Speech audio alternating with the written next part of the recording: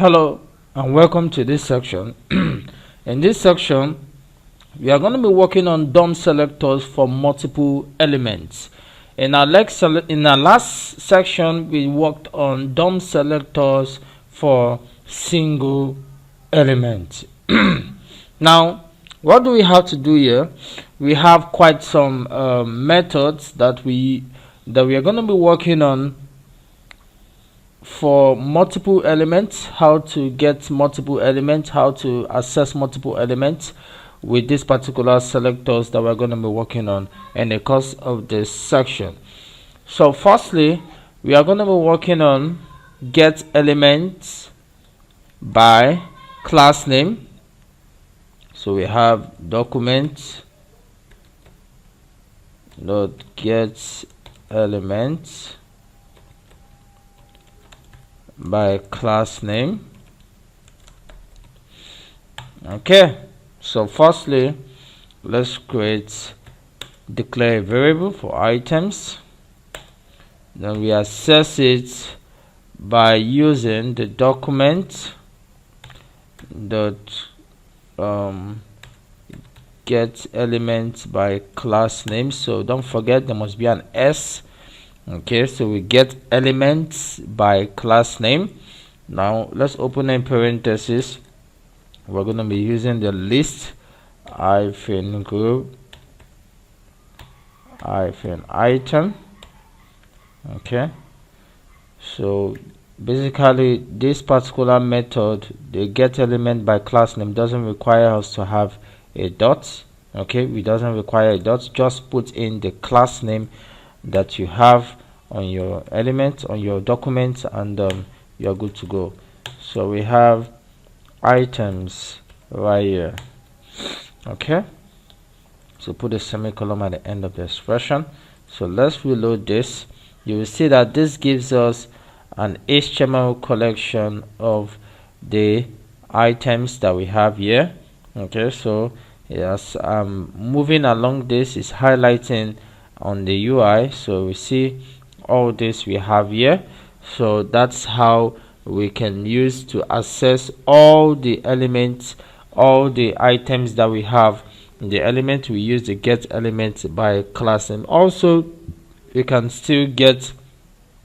do something quite good. So we can get the index values. We can still do something with the index values. So let's reload this. You see it gives us the index value for that. So it has the URLI list group. So that's the index value for the first one. Okay, also let's see how we can change the color. So we have items, so we still use the index value for 0. So we say dot style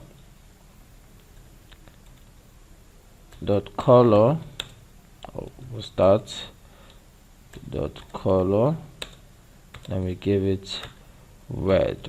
Okay, man, alright, so you see also that has changed. So basically, let's get the second one. Let's change the text content, and let's do that for the third index value. So we give that hello. Let's give it hello world, so better. Let's complete it. Alright, so we load. Okay, so you see that this gives us, changes the content that we have in the index value 3.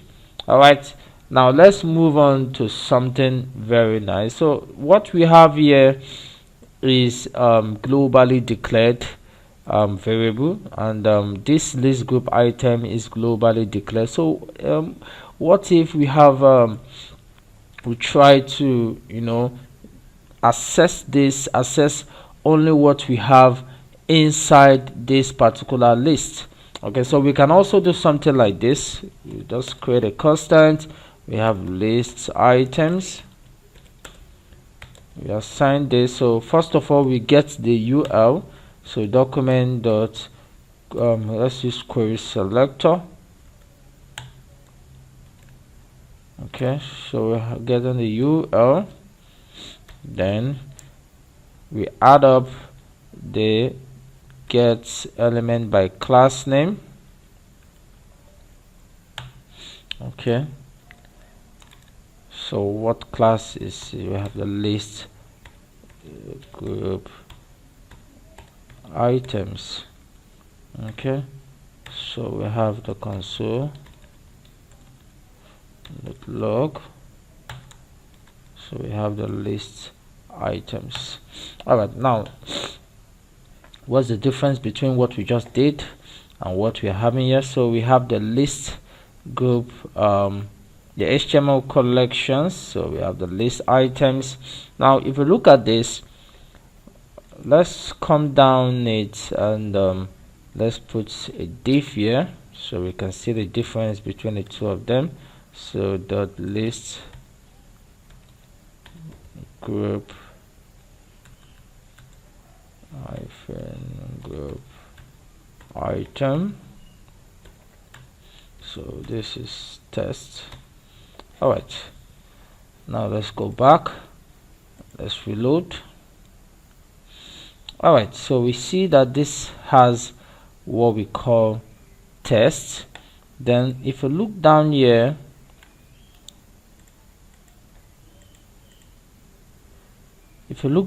we have this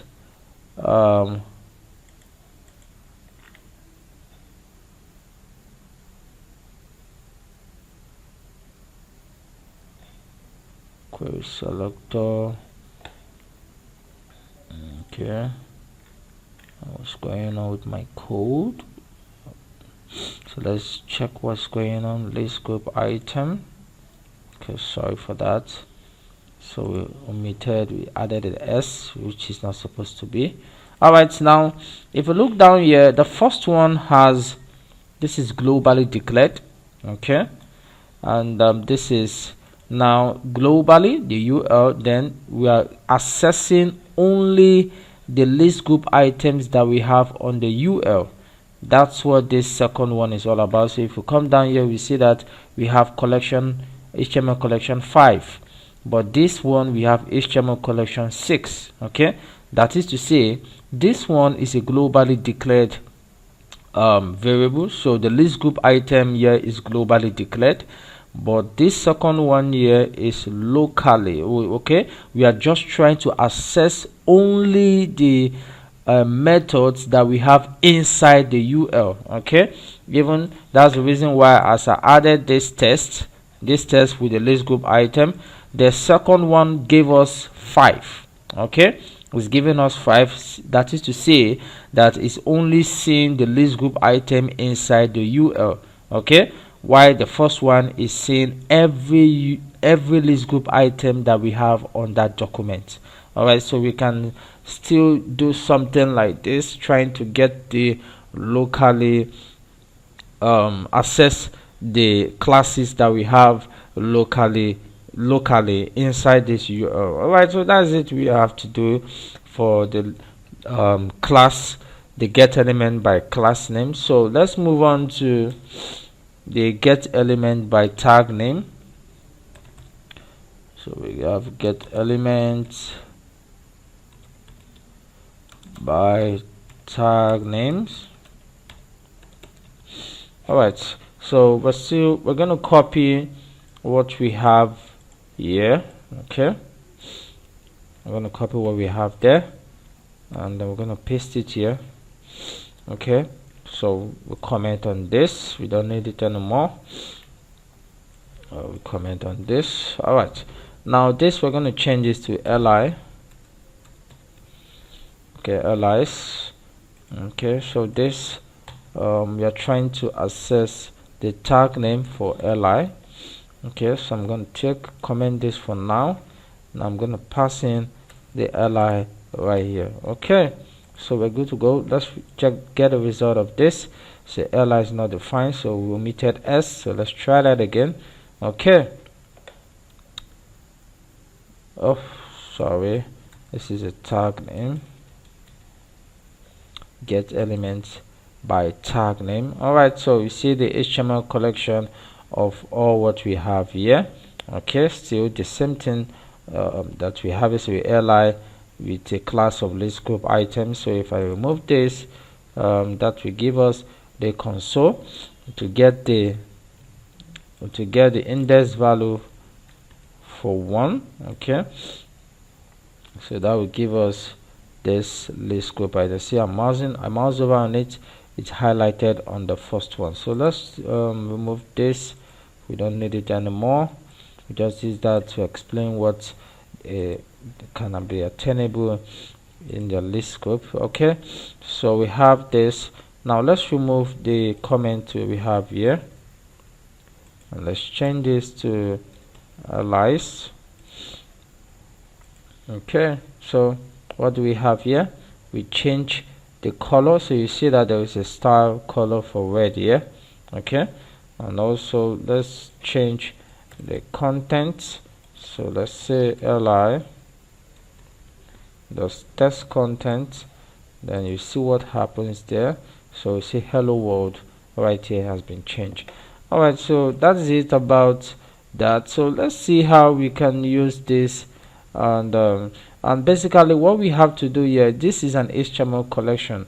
Okay, so let me see if we can use an array method here. So this is an array method reverse. Let's see what can happen there. So we have console.log, we have li. So let's see what is going to happen. Okay, so you see that li is not a function. Okay, what it's actually trying to say is that this is not an array. Okay, so first of all, before this array method is going to work, okay, this is an array method. Before it's going to work, is going to be converted to an array. So what's this we're going to have here? Okay, convert the HTML collection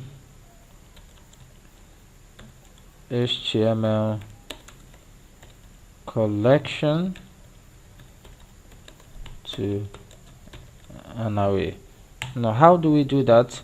Now we have this li's, so we're going to have if we are going to redeclare this, we are going to change this to a let. Okay, let's change that to a let. Okay, so we have li's, then we give this equal to array dot from, and we have li's. Okay, so let's go check that out now. Okay, all right, so let's go check that. Okay, so that's giving us okay, let's reload. Oh, realize it's not a function. What is this? Why is it saying that?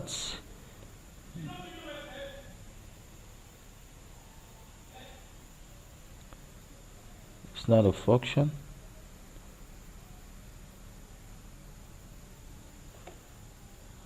Reserve reverse. Oh, sorry, there is a mistake. Okay, reverse. All right, so it's actually working now. So let's see how we can loop through what we have here. Let's see how we can loop through it. So we use the for loop. So firstly we have the li's dot for each. So we're gonna use a callback function. So give it li. So here we have console.log. We have li. Okay, so let's see what we have there. All right. Okay, so that gives us okay. All right, so that's what gives us this. Okay, so let's see how we can get only the class name. All right, that's only the class name. We'll see a list group items. This is it here. Also, now let's see how we can actually change the values, the content that we have there. So we have li dot text content, then we have hello, put a semicolon at the end. Okay, so you see hello. Okay, so I can also bring in an index. So I'm going to put index.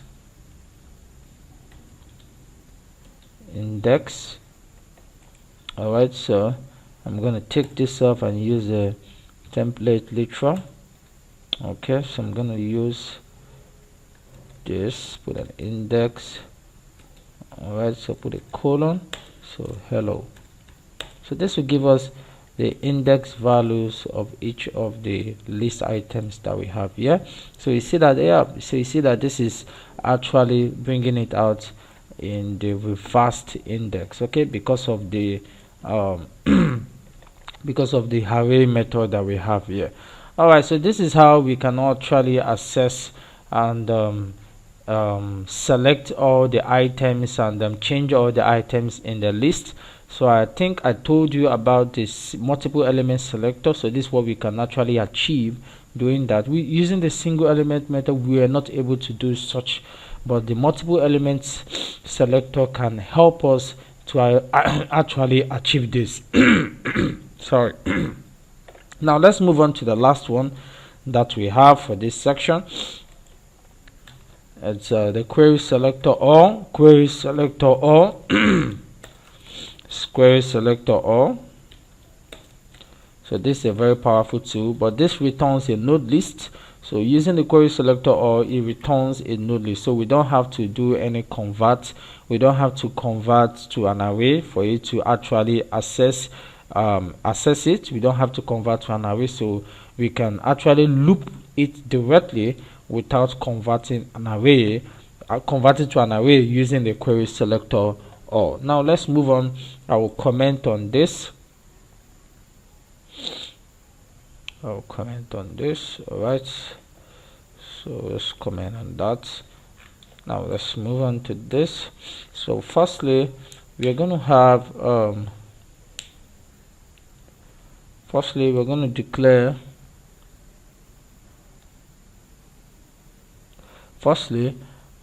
declare a variable. So we have items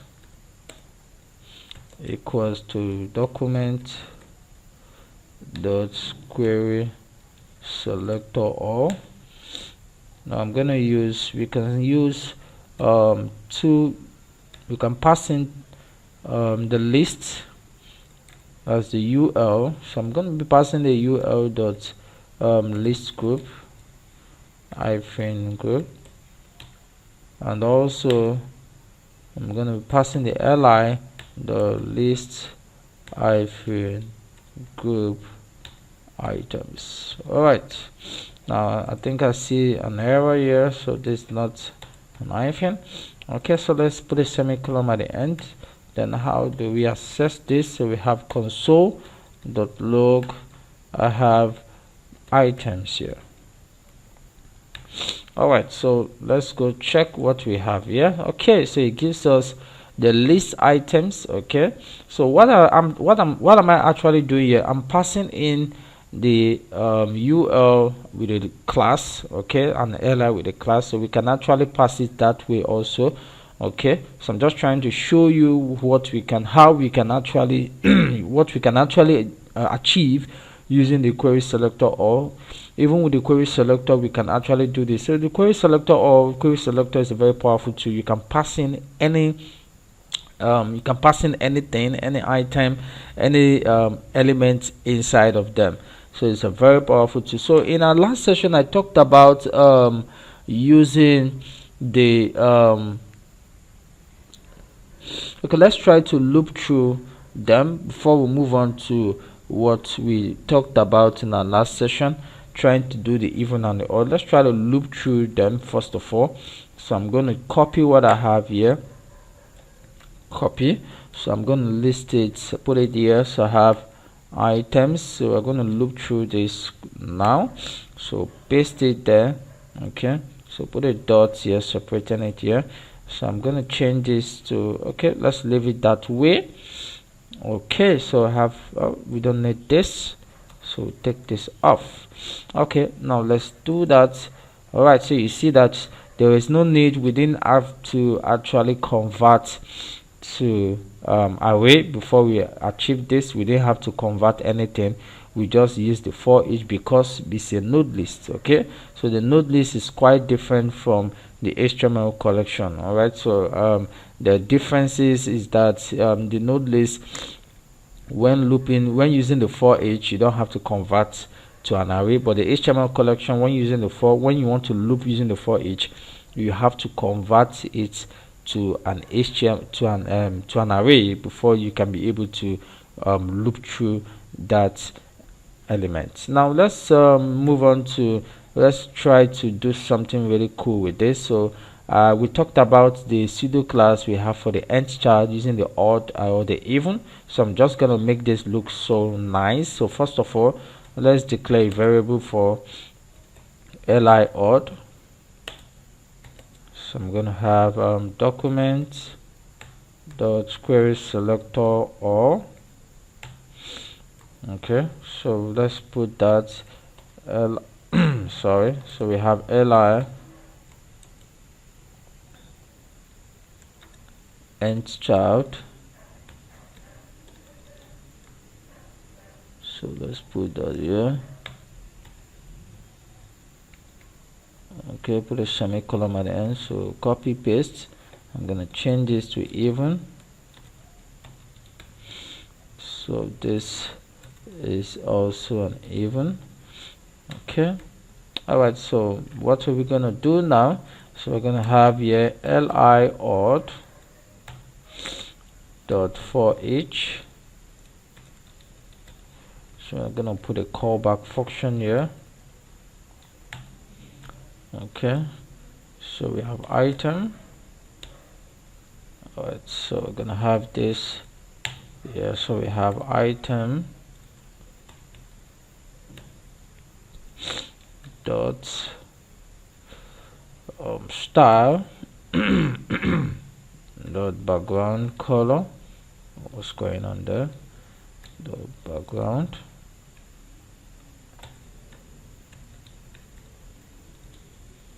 And we have this to gray. Put a semicolon there. So let's go check that out. All right, so you see what it gives us. All right, it's a gray. Now I'm gonna use do for the even. So li even. So I'm gonna use better still, let's use a for loop. Okay, we use the for each. Let me show you that we can also use a for loop to achieve this also. So I have let I, we assign I to 0. Now put a semicolon at the end. So we have I is less than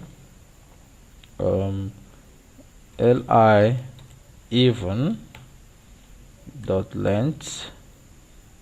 Okay, put a semicolon at the end. So we have I plus plus. So right here we're gonna have here let even li even. So we have the iterator in there, the I. So we have dot style dot background. Now we assign this f4 f4 f4. All right, so put a semicolon at the end. All right, so we will load. All right, so you see what it gives us. So we actually use the for each for the first one, and we use the for loop for the second one. So better still, you can just use any one of your choice. So it's still giving us the same result. So this is how what we can achieve using the query selector. Okay, this is what we can achieve. We can select every item, more than one element that we have inside the document, inside a list, whatever it is, you can select, and you can actually apply a change or a style or something else on more than one element. So that's what we mean by using the query selector all. So it's quite very easy to achieve. It's very easy to apply, very easy to understand. So what you just need to follow my procedures, you're going to get the same results. All right, so firstly we achieved the get elements by class name. We still move on to get elements by tag names, and lastly we worked on query selector. So I believe you have a good understanding of what we just did. In our next session, we're going to be working on more interesting stuffs we have in JavaScript. So thank you for your time. See you in our next session.